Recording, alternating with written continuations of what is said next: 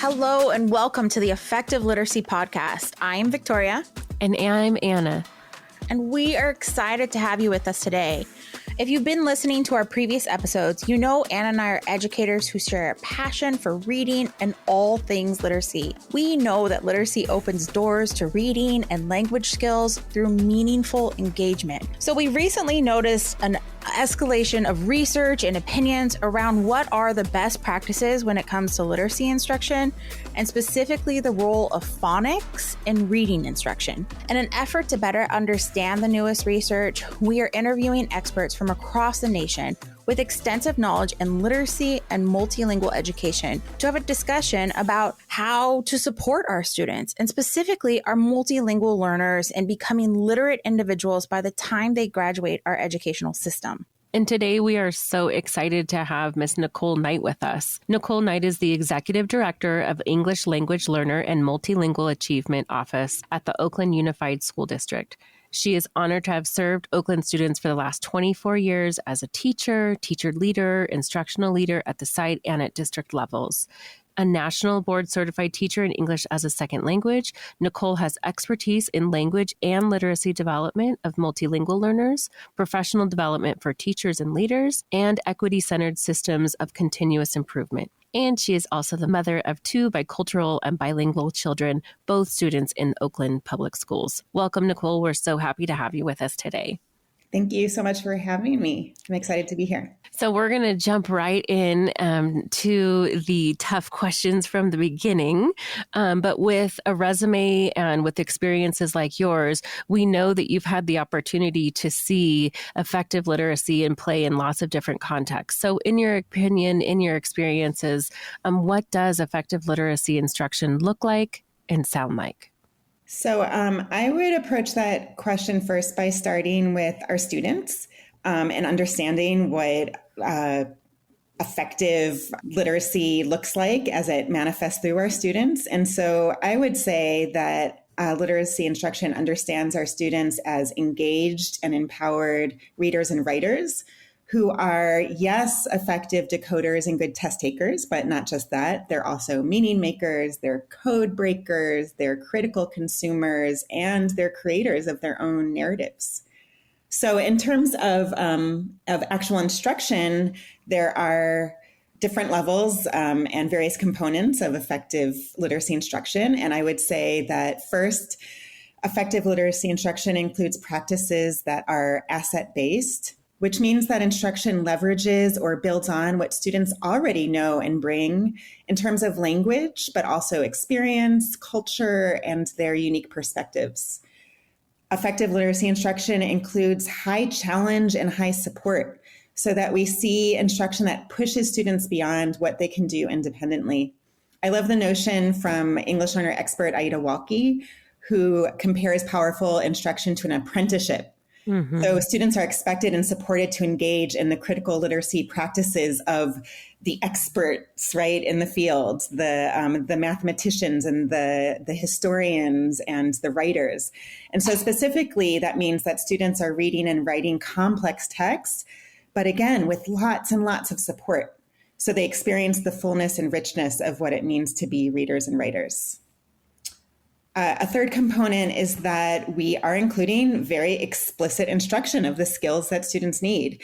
So that includes foundational skills, certainly, phonemic awareness and phonics instruction, but also pulling back the curtain for students around how language works in order to decode, to comprehend text, and to write for the range of purposes and in a range of genres. Next, there is a very clear attention to language demands and opportunities. I believe it was reading expert Timothy Shanahan who describes reading as essentially a language activity. I love that. And of course, you would say the same thing about writing, right? You can't really think about understanding, comprehending text without really getting into the meaning of the language. And similarly, you have to have a really strong demand of language and all of its purposes and varieties in order to write effectively. So we have to place language at the center of any literacy instruction. And it's true for all students. All students are academic language learners. All students are learning the language of schooling and of writing. But this is especially true for students who are multilingual learners and for students who are still in the process of acquiring English. And finally, I would echo what Lori Olson and Kathy Escamilla remind us of, that literacy should not be narrowed to just reading. We often equate literacy with reading, and in recent times, sometimes we equate literacy with foundational skills, the foundational skills of decoding and phonics, which are foundational, they are critical. But literacy also encompasses expressions of ideas in writing and speaking. So it's not just receptive, it's interpretive, it's productive, it's creative. And my own teenage children remind me that we should actually be talking about literacies, not just literacy, and expand our notion to include multimedia. The way that our young people communicate is the way that we engage in communication now and in the future. And that's a mix of genres, like it's all the meshing of speaking and video and text and images, right? And so really challenging ourselves to expand our own notion of what literacy means. So in terms of, to get directly to your question of what does it look like and sound like, it looks like students showing joy and excitement in their reading, sharing reading experiences with each other, using their own languages and the language that they may be learning, making connections between the content, the narrative, and the language of text and that of their own experiences. And it looks like engagement in all the domains of literacy, reading and writing and listening and speaking, but also perhaps viewing and recording visual and multimedia content, to my last point. You know what? I know Anna wants to say something so bad, but I just have to jump in because I love that you said I learned from my own teenage children, right? The idea that we need to say literacies. And I think that this, as a secondary teacher, it hits a piece of my heart. But it also is this idea that we have to see our students in the classroom, right? And hear what they need. And be inclusive, right? Back to that assets base, be inclusive of all types of literacy. So thank you for bringing that to the surface. Yeah, I think as a mother of teenagers as well, and I don't understand why, I'm asking my kid, why do you have to take a picture and the text? Like, why do you need a picture every single time? But it makes me feel like old grandma, because you're right. That's just part of how they communicate. Well, they have to have the picture that goes with what they're doing, and it all informs the story, which makes a lot of sense. So we definitely can learn from our kids for sure. You touched a little bit on language and multilingualism, but as an expert, and especially working in the same district for the last 24 years and really looking at how we can best serve our multilingual students, when you're thinking about effective literacy in the classroom, what role does multilingualism play? And are there some specific points that you think are really important for us to pay particular attention to when it comes to helping our multilingual students become fully literate individuals? Yeah, love the question. And I would say that first we have to start with recognizing what a gift multilingualism for our students and for our community. It's really nonsensical to somehow deny a student and a community of students the opportunity to become literate in their home language and multiple languages when the foundation is already there. So in practical terms, even if our goalpost is English standards or English literacy proficiency or English literacy benchmarks, the research is resoundingly and unequivocally clear that building on what students already know is the key to building strong literacy.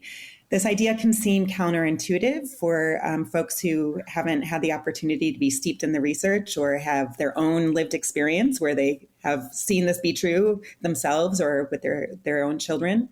Why wouldn't you just focus on English to improve English? But it's absolutely true that the best way to build literacy skills in English is to invest in a student's home language literacy when that's possible. And so the ideal context for a student who's still acquiring English may be to enroll them in a bilingual or dual language program. But of course, that's not always possible. And that's not always what a family wants for their child. And so there are multiple ways that teachers and families can leverage students' multilingualism in the classroom. When you were talking about multilingualism, and I like this idea that you keep bringing up the assets base, you keep bringing up the gifts that our students are bringing to the classroom. You talk about the things that we're learning from our students, right? And that authentic engagement. So I want to think about back to that authentic engagement and really seeing our students and that assets and all of those gifts. And if I'm a classroom teacher and, whether it's my first year or my 20th year, and we have a curriculum and I'm looking at that curriculum and I'm seeing, over here, there's this tiny little sidebar that's just like, for an English learner, do this or do that, right? And it's so small. It's always so small, right?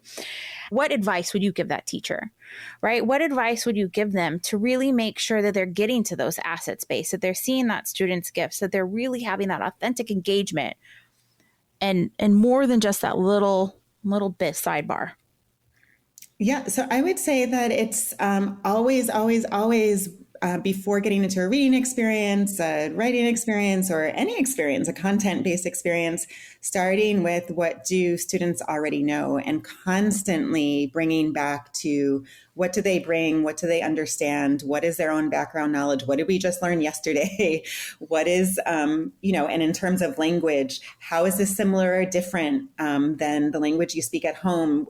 If it's if you're in a bilingual setting, then it's very easy to make those connections constantly, very explicitly. But if you're in a multilingual setting with all types of languages represented, you can still ask those questions. You can still show curiosity, particularly when you get to points in a lesson that are sticky, that have deep conceptual depth, or when there's new language. How are you breaking that down for students by starting with what they know and bring? And so there's, lots of different techniques you can use to do that. And, recently there's a lot of research around translanguaging, which can be applied in any classroom. And so simply put, that's just giving students the opportunity to bring their whole linguistic repertoire to their learning. And so even when you have multiple languages in your classrooms, are there opportunities where students are sitting with a same language partner? Can they have the opportunity to process what they just learned in their own language, right? So not just allowing and tolerating for it, but actually encouraging and supporting students to do so. So with that note, I'm just thinking about like our monolingual teachers, right? And myself included in that. And kind of sometimes that fear that I, as the teacher, I don't know what's going to be happening in that conversation. I don't know how to support it. What advice might you give that teacher? Or what strategy might you say, hey, start with this? I would say if there's one thing for that monolingual teacher to think about is to start with curiosity.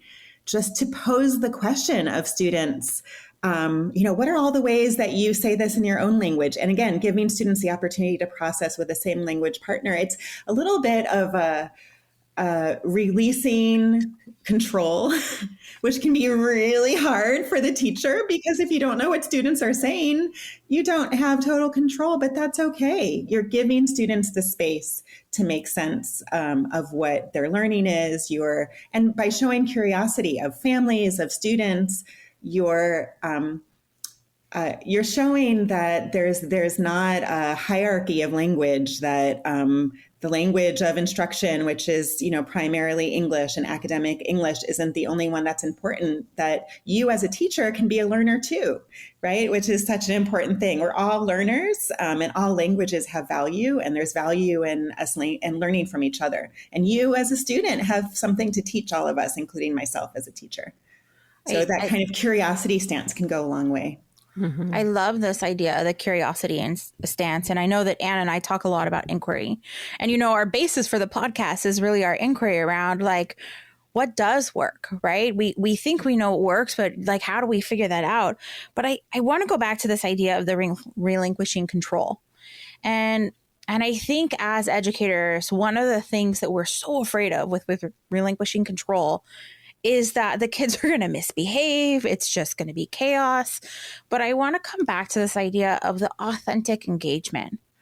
When our students are really engaged and we're meeting them where they are and we're seeing all the gifts that they're bringing, they're far less likely to misbehave, right? That fear that we have is not necessarily founded in much. Have you experienced that? Absolutely. And there may be some times where kids go off track And you know what? That's okay. It's worth it. Teaching and learning is messy. I do one little story that from my own experience. My children, as mentioned, are bilingual, and my daughter is about 2.5 years older than my son. And when they were little, and actually until recently, even though they're teenagers, sometimes I would be explaining something and my son wouldn't understand. And my daughter would say, "It's all right. Let me translate this for him." And she wouldn't actually translate into Spanish. She would translate into quote unquote kid language. Like, let's actually understand the truth of the matter that kids are going to learn more from each other, especially if they're engaged in like rich text and rich task, right? It's worth it to relinquish control, even if it means that things get messy along the way. And it takes time to build the type of learning culture that students might not be accustomed to. It might not have been their previous experience, but it's a worthwhile venture and journey to get to that place. Well, yeah. And I mean, we know that students who feel connected to their teachers, valued and seen, are more likely to learn and achieve in that class. So if you're creating a space that values other languages, that values other experiences, then when you ask them to turn and have a conversation, they're more likely to be on task because they are invested in the relationship with you as well as with the other people in the classroom. So I think that this idea of being curious models this authentic, like Victoria said, inquiry into other people, their experiences, their lives, and then bringing that back into the classroom only adds value to what it is that we're trying to do. So let's take just a little shift here. Now we talked about what's happening in the classroom, but we know that what's happening in the classroom is just one piece to educating students and helping students to become, to reach their full capability. And so we know that creating partnerships with families is what's absolutely going to help us move more swiftly and quickly along that trajectory. So in your experience, how might schools and families partner to ensure students are successful with effective literacy? And do you have any advice, or have you seen maybe some best practices in your own district that you would give to support a family in developing that effective literacy at home? Yeah, we certainly leaned into this quite a bit during distance learning as we had to. And it gave us the opportunity to actually try and enact what we often say, which is, how do we partner with families truly? Like, see our families as partners, regardless of their own literacy experiences, right? And so I think the first message that I would advise schools to give their families and to support their families in doing is to read in their home language. Families sometimes need to be assured that the time, if I don't know English, I don't understand what's going on, it's okay. In fact, the best thing that you could do is to have that experience in your home language, not only because of all of the research we know about biliteracy transfer and the value of home language literacy, but because of the joy and bonding experience that can happen through that reading time. So all the opportunities to read and encouraging families to read in their home language, talking to your child about what they're reading and they're learning, modeling a love for reading, modeling if it's not a reading household and maybe there's not strong literacy backgrounds or practices, instilling pride in home language, and understanding that oral language is a foundation for literacy. So it's how young children acquire and try out vocabulary in new ways, and experimenting with new ways of putting together words and ideas. And so even that oral storytelling tradition is really important. So the ways that schools can support is, one, just messaging those principles and values. And then two, there are lots of great examples of family engagement workshops where, modeling happens and students and families are together and having that experience in a supportive environment.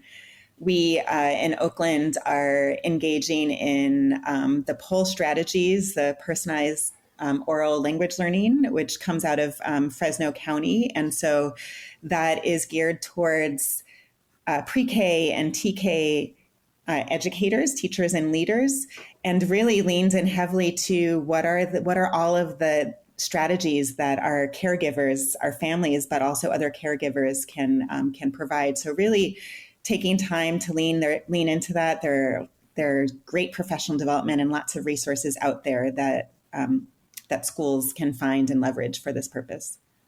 I like this idea of partnership.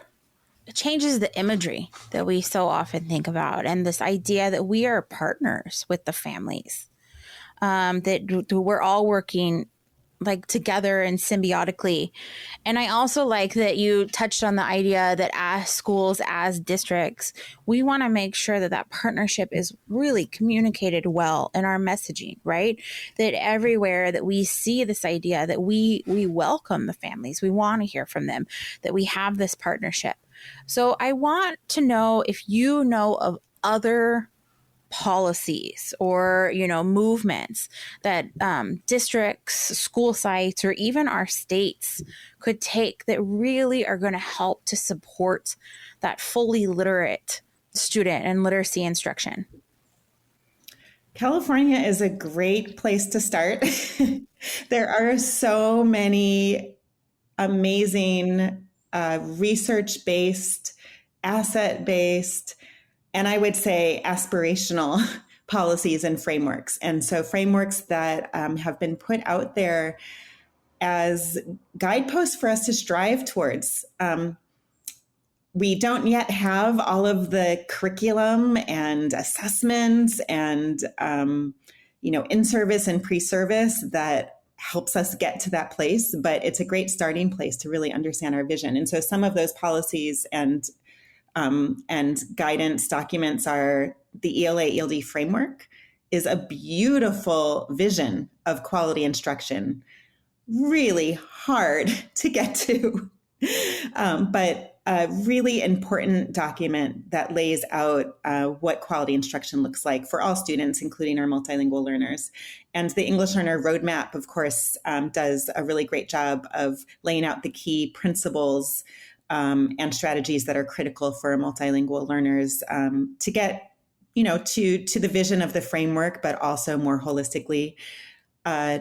Similarly, California's Global 2030 initiative lays out, some really important goals and signals to our schools and our families that multilingualism is valued and is something that we should strive towards. So I would say that those are some of the educational policies that, are really exciting. Yeah. And so for our friends that are listening that aren't from California, would you just touch a little bit more about what is the big goal of the 2030 initiative? So the 2030 initiative, and I don't remember all the specific metrics, but it's basically that we want more and more of our students to earn the seal of biliteracy upon graduation from high school. So that means that if they're coming with a home language, that we are, not just tolerating the home language and not just quote unquote respecting it or honoring it, but we're actually working intentionally to sustain that home language. And for students who come from monolingual families, they have the opportunity to learn new languages. And we do that in a reciprocal, multicultural environment where students are able to learn from each other and with each other, right? And so the goal really is that we have students who are on a multilingual journey and earning that seal of biliteracy by the time they graduate high school. Thank you for that extra clarification. I know as a high school teacher, the kids love to have all those medals, all that swag on graduation. And so this is one medal that's there really celebrating multilingualism, right? And all the languages that we speak. So we've touched on these amazing policies that we could have, but we also know that sometimes our schools, our districts, sometimes our state policies create obstacles for that effective literacy. So I want you to touch on a couple of those, but I want you to touch on it from the lens of if you're working with an educator who's in one of those systems, how can they make sure that they're still meeting the needs of their students and complying with what their school, their district, their state is telling them they have to do? Yeah, this is a tough one. And one that I think many of us, struggle with on a daily basis. I would say the number one issue that I have found is the English only assessment in our accountability systems. And that's at state and local and even national levels. We have a very narrow view of what success means. And until we broaden our notion of success, we're going to continue to communicate, even with these beautiful aspirational policies like Global 2030, if that isn't paired with an accountability system that is measuring multilingualism, or that is understanding that the journey of literacy is not as linear for a multilingual student, especially a multilingual student in a bilingual instructional context, that journey is going to look a little different. We're going to continue to get caught up in the, I have to focus on English so my students learn English. They're getting ready to go to middle school. I can't focus on their home language. I need to get ready for middle school. They're about to take this math assessment. We're teaching math and Spanish. Maybe I should switch to English. Like all of those things surface. And so I think for a teacher and leader, it's really important to ground yourself in the research, spend some time doing that reading, because it can feel like a leap of faith to lean into a student's home language and multilingual skills, and believe that this is actually all going to transfer and work out. And we have to take the long view, right? It doesn't mean that we're not looking at assessment very carefully. It doesn't mean that we are dismissing what the data may be telling us of students who need additional support, but it means that we're grounded in the research around what a multilingual journey actually looks like.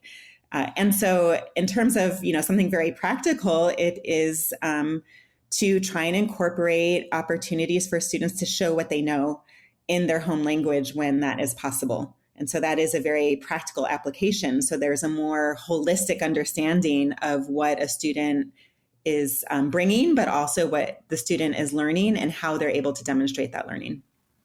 And I think what you're saying is also that when we're assessing in one language, that's one data point.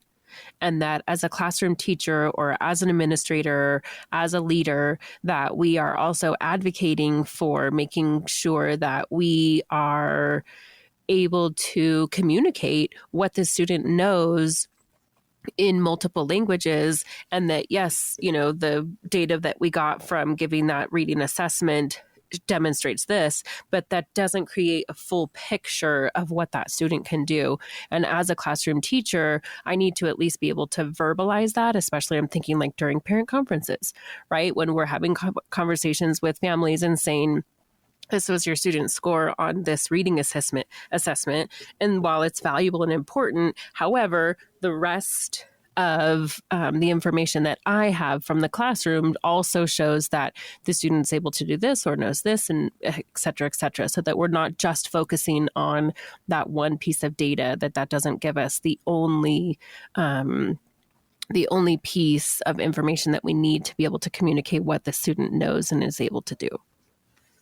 Yeah, that's exactly right. And I love the notion of looking at a holistic data profile of students. And, this is something we're on our own journey around in Oakland. We haven't quite figured it out. So if there's any district leaders who have figured out how to demonstrate side-by-side data, particularly for students, in bilingual contexts, where we're able to look at their data in the partner language and data in English side by side and take kind of a holistic view. That's what we're working towards. But there's other ways that at a classroom level, a teacher can certainly do that. And it's also leaning into not just the quantitative data point, the Lexile score that was generated from the reading assessment or the SBAC score, but really leaning into student work and building our muscles around first looking at what the student can do and what the student does know before identifying those gaps. Both are important for the instructional experience. But if we don't start or at least include that analysis of what students do bring, then we're not leveraging what they have in order to bridge into what they need to learn next. Right. We need to know where our students are starting if we want to be able to figure out where they need to go, right? So the conversation has just given us so much to think about as literacy teachers and advocates for multilingual learners. But we want to make a little connection to you personally, Nicole. As Victoria and I have shared, we are passionate about literacy, and we really believe that teachers of reading are readers and teachers of writing are writers. So for you personally, what are you currently reading or writing, whether personally or professionally? I love this question, and I could probably do a whole other podcast just around the books that we're all reading. So I try. It doesn't always happen, but I am coming off some vacation time. So I am currently reading 2 books. I try and do an audiobook in nonfiction and a real physical paper, not Kindle. Both are reading. Both are reading. Yeah, physical book in fiction. I don't know. That's just the rhythm that I've gotten in. And so I'm currently reading 2 books. And the nonfiction book that I'm listening to is called The Body Keeps Score. And it's about the effect of trauma on our brain, on children's learning, on, adult experiences, et cetera. It's really informative. And I think an important book for all of us to experience at some point. And then my tangible, physical paper book, fiction, is a fun one because it's, summertime. It's Bluebird by Attica Locke. And it's a crime story set in East Texas. So it has all the elements of a thriller, page turner, appropriate for summertime, but it's also a window. There's, a dark side to it, a window into the modern version of the KKK and ways in which racism continues to shape all things. And so I'm less than halfway through. Please don't give anything away if anyone knows anything about this book. I need to discover it on my own. Well, and we don't need to make any excuses for reading a fiction book at all. I mean, as teachers, I think we often feel like we should be reading professional books all the time, but we talk a lot about taking a break, and sometimes your brain just needs to enjoy a story.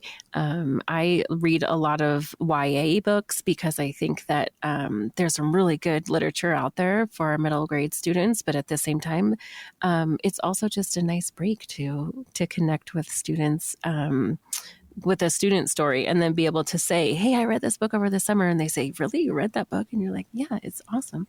So we can make those recommendations as well. So on that note, last question, and this is probably the toughest question of the whole podcast, is do you have an all-time favorite book?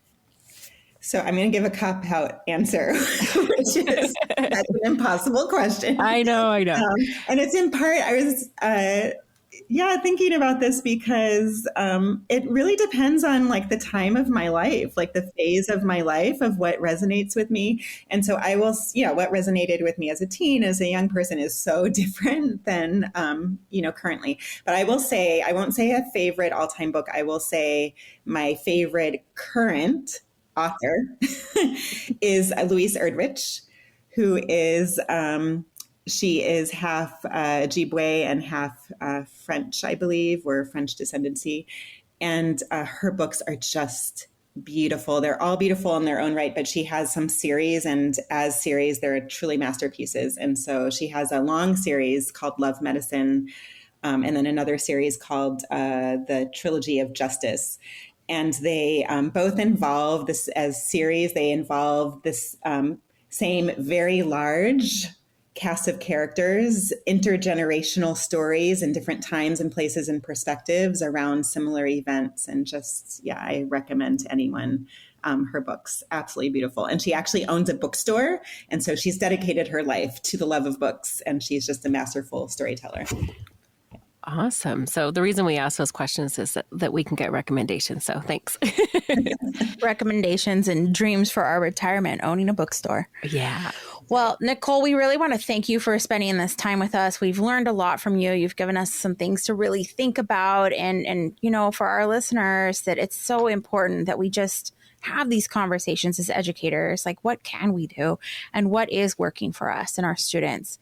Thank you for uplifting the assets-based approach and really making sure that we're seeing our students, that we're listening to them, and that they're teachers in our classrooms and we're also students in our own classrooms. We really want to thank you for listening to us today. We are the Effective Literacy Podcast. For information and to get access to the resource mentioned today, please visit our show notes at multilingualliteracy.org and make sure to subscribe to our podcast. Have a great day. Thank you.